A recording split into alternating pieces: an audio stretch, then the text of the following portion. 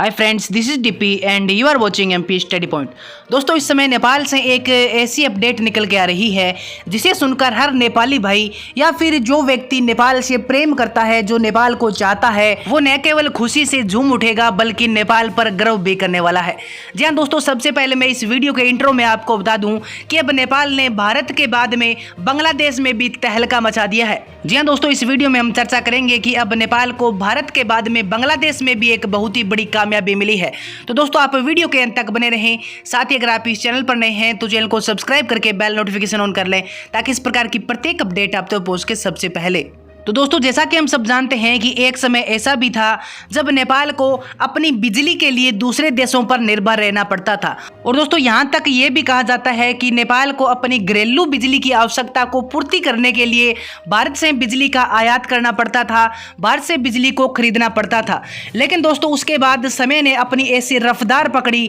और नेपाल ने विकास की ऐसी रफ्तार पकड़ी और फिर नेपाल ने काफ़ी हाइड्रो पावर प्रोजेक्ट पर काम करना शुरू किया, काफ़ी हाइड्रो पावर प्रोजेक्ट शुरू किए, जिसके चलते नेपाल इतनी बिजली का उत्पादन करने लगा कि अब नेपाल न केवल अपनी घरेलू आवश्यकता की पूर्ति करता है बल्कि जो एक्स्ट्रा बिजली बचती है वो अब भारत में बेचने की भी नेपाल को अनुमति मिल चुकी है। इसके अलावा दोस्तों, हमने कुछ समय पहले वीडियो में जिक्र भी किया था कि नेपाल को भारत में बिजली बेचने के लिए अनुमति मिल गई थी। लेकिन दोस्तों, बड़ी बात यह है कि अब भारत के बाद बांग्लादेश भी नेपाल की बिजली को खरीदना चाहता है। जी हां दोस्तों, इस रिपोर्ट में बताया गया है कि अब बांग्लादेश भी नेपाल की बिजली को इंपोर्ट करना चाहता है और नेपाल की बिजली को इंपोर्ट करने के लिए बांग्लादेश काफ़ी एक्साइटेड है। और वहीं दोस्तों, मैं आपको बता दूं कि नेपाल में जो बांग्लादेश के राजदूत है सलाहुद्दीन नोमान चौधरी, उन्होंने कहा है कि नेपाल से जल विद्युत आयात करने के लिए बांग्लादेश काफ़ी एक्साइटेड है। और दोस्तों, विदेश मामलों के संस्थान द्वारा दोनों देशों के बीच में राजनयिक संबंधों की 50वीं वर्षगांठ के अवसर पर आयोजित एक कार्यक्रम में बोलते हुए दूत ने कहा है कि दोनों देश नेपाल से बांग्लादेश को पन बिजली के निर्यात की सुविधा के लिए चर्चा में काफ़ी सक्रिय रूप से लगे हुए हैं। इसके अलावा दोस्तों, राजदूत ने यह भी बताया है कि दोनों देश बिजली आयात के अलावा दोनों देशों के बीच में सड़क, रेल और हवाई संपर्क को बढ़ाने के लिए भी काम कर रहे हैं। दूत ने कहा है कि हाल ही में हस्ताक्षरित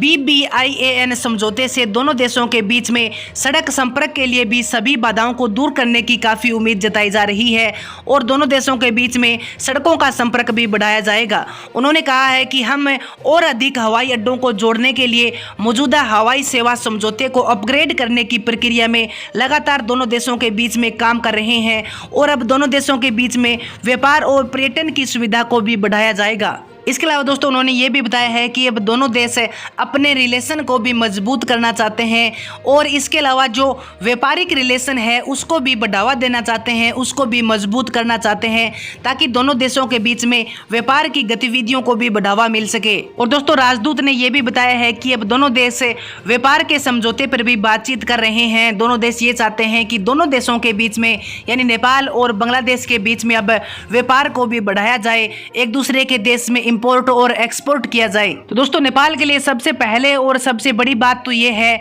कि कभी जो देश अपनी बिजली आवश्यकता के लिए दूसरे देशों पर डिपेंड रहता था, उसने अब इतनी बिजली का उत्पादन किया है कि अब वो दूसरे देशों में अपनी बिजली को बेच रहा है। इसके अलावा दोस्तों, दूसरी बड़ी बात ये भी है कि नेपाल अब अपने इंटरनेशनल रिलेशन में भी काफ़ी सुधार कर रहा है और जो बाहरी देश हैं, जो नेपाल के पड़ोसी देश हैं, वो नेपाल के साथ व्यापार को बढ़ाना चाहते हैं, नेपाल की चीज़ों को खरीदना चाहते हैं, नेपाल की बिजली को खरीदने के लिए काफी एक्साइटेड है, नेपाल के साथ इंपोर्ट और एक्सपोर्ट को भी बढ़ाना चाहते हैं। तो दोस्तों, ये नेपाल के लिए कहीं ना कहीं बहुत बड़ा अवसर है कि नेपाल अब अपने देश का काफी तेजी से विकास कर सकता है, क्योंकि दोस्तों जो बाहरी देश हैं वो नेपाल के विकास के लिए काफी सहयोग कर रहे हैं, नेपाल से इंपोर्ट और एक्सपोर्ट को भी बढ़ावा दे रहे हैं। तो दोस्तों, ये इससे नेपाल को न केवल फायदा होने वाला है बल्कि दोस्तों नेपाल के जो विकास की रफ्तार है वो भी काफी ज्यादा होने वाली है। और दोस्तों, नेपाल के विकास को बढ़ावा देने के लिए, नेपाल के पर्यटन को बढ़ावा देने के लिए जो बांग्लादेश है ये नेपाल के लिए एक सुनहरा अवसर है और मेरे हिसाब से इस अवसर का नेपाल को बहुत ही ज़्यादा फायदा उठाना चाहिए। तो दोस्तों, इस बारे में आपके क्या विचार हैं? आप अपने विचार मुझे कमेंट सेक्शन में बता सकते हैं। तो दोस्तों, आज की वीडियो में इतना ही। अगर ये वीडियो आपको पसंद आई है तो अपने दोस्तों के पास ज़रूर शेयर करें और चैनल पर अगर आप नए हैं तो चैनल को भी ज़रूर सब्सक्राइब कर लें ताकि नेपाल की प्रत्येक ऐसी अपडेट आप तक पहुँच के सबसे पहले।